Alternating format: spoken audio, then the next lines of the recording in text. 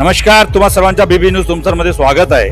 मित्रांनो, जगामध्ये 14 एप्रिल म्हणजे बाबासाहेब आंबेडकरांचा जयंती दिवस आणि हा दिवशी सर्व जगामध्ये जयंतीचा उत्साह असतो.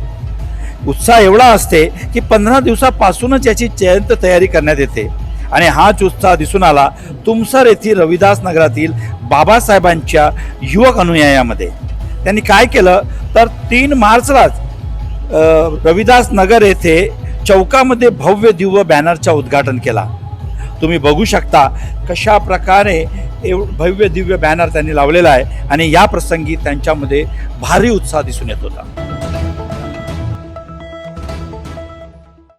नफा हा साध्य न बनविता तो बाजूला सारून शेतकऱ्यांच्या हित लक्षात घेऊन सरकार व ॲग्रो कंपनीकडून कार्य करण्याची अपेक्षा आहे, असे मत भंडारा जिल्हा ॲग्रो असोसिएशनचे जिल्हा सचिव सुनील पारधी यांनी नुकताच आंबोरा येथे समृद्धी ॲग्रो बायोटेक हैदराबाद यांच्या पुढाकाराने घेण्यात आलेल्या डिस्ट्रीब्युटर संमेलनामध्ये कार्यक्रमाचे अध्यक्ष म्हणून व्यक्त केले. शेतकरी हा भारताच्या पाठीचा कणा आहे आणि तो संकटात आहे, तरी त्याची पिळवणूक होता कामा नये. समृद्धी बायोटेक कंपनीने वेळोवेळी उच्च प्रतीचे संशोधित बियाणे देऊन शेतकऱ्यांच्या उत्पन्न वाढविण्याचा प्रयत्न केला आणि पुढेही करत राहावे अशी अपेक्षा व्यक्त केली. या प्रसंगी मंचावर कार्यक्रमाच्या अध्यक्षस्थानी सुनील पारधी, तर समृद्धी ॲग्रो बायोटेक कंपनीची MD भारत तालेकर, GM जितेंद्र गिरी आणि अभय अडव उपस्थित होते.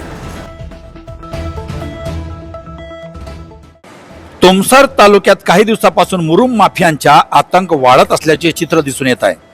शासकीय काम असो किंवा खाजगी बांधकाम, अवैध उत्खनन करून मुरुमाचा पुरवठा करणे हा काही मोजक्या गटांचा मुख्य व्यवसाय बनला आहे.